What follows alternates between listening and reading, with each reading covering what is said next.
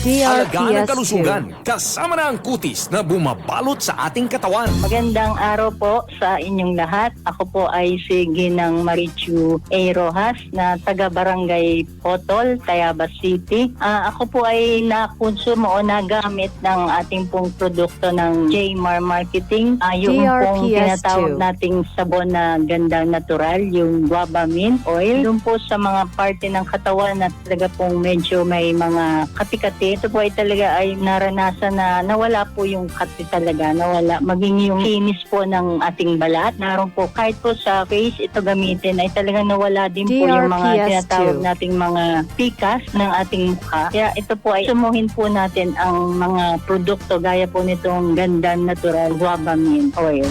Mabibili na ang gandang natural guava with Nimso with germ-fighting action sa inyong mga suking groceries, supermarkets, butika at drugstores dito sa ating lugar.